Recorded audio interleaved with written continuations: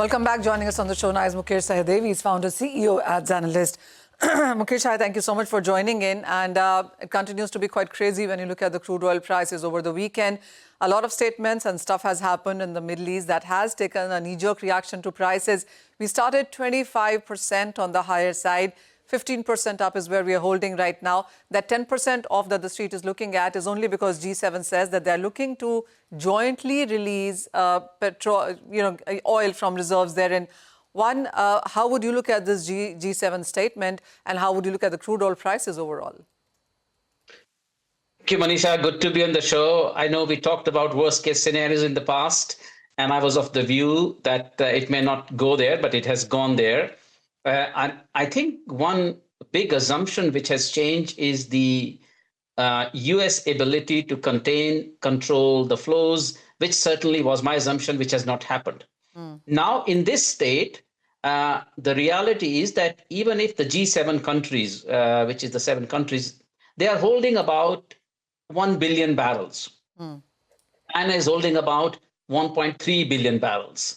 From the 2022 to now, the G7 countries have actually declined their storages by 100 million barrels, whereas China has added in the same period by 300 million barrels. So the oil market is, in my view, looking for a safety valve. And I think the safety valve is probably China, which is holding tight and not giving the barrels because it is closest in the Asia-Pacific region where the refineries need the crude oil. Once the G7 countries release the oil, it will take some time for that oil to flow. And given the freight rates and insurance cost and everything, by the time the oil reaches, it might be too late. So if this was a case, I think this should have been prepared much in advance. Because this is a knee-jerk reaction, I don't think this can have some impact. But now I don't think this will have a big impact until China comes out to the market and does something. But for now, I'm saying China is holding tight. Mukesh, just in sense of statements, really, when U.S. said that they will ensure that no ship is harmed as they cross Strait of Hormuz, we saw a similar reaction in crude oil prices. It corrected quite a bit on the lower side. And now with the G7 statement as well, it has corrected. So what crude is basically doing is reacting to all of these statements where we do understand that the on-ground execution is going to be much difficult. Correct, Manisha. I think the news comes, the market reacts, and then the market finds out, no, this won't work.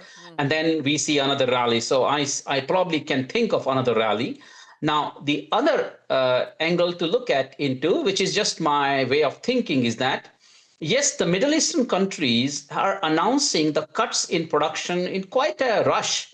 But when you look at the data, the ships which are on the inner side of the Hormuz, even Iraq is filling the ships. They are filling the ships. So could there be a case, a scenario where the Middle Eastern Gulf countries understand that all their calls for peace, for ceasefire on the US and Israel side are not being taken seriously? So they are announcing a lot of cuts to the market. It takes the oil price very high, very painful. And that might be the reason why the US may respond. So is there a strategy like that? I don't know, but I think is not unthinkable. And that's why, given these two sort of situations, I don't see an easy oil price respite coming until there is a big geopolitical announcement or a ceasefire or China comes to rescue the market. I know we've been talking about various scenarios, Mukesh, but from where we stand right now, and we are into a second week right now with Street perhaps factoring in a third and a fourth and a fifth week as well. Who knows?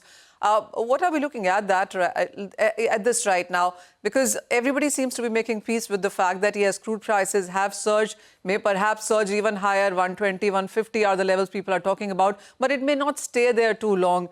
Is that what the Street is working with? I think an excellent question, Manisha, and probably you are keeping very good tab of the market. The question tells me. You're right. The way the time spread, the structure in the crude market, which is not just the prompt market, but the deferred market is behaving, I think that is what the market is sort of thinking about. And my view is that there is supply cut in the Middle East. I doubt also some probability that it may not be real supply cut, it may be storages, but there is more announcement. That's number one. Number two, Russia exemptions for India. I'm seeing Algeria, I'm seeing many other countries across the world.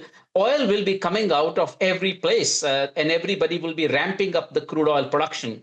And let's assume in a short time, this situation resolves.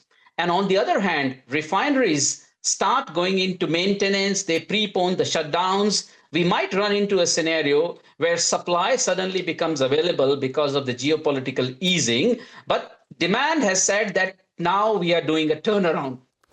So in that scenario, there could be quite a correction, and that's something is getting reflected in the market. The bottom line is, Manisha, it all depends on the length of how long it continues.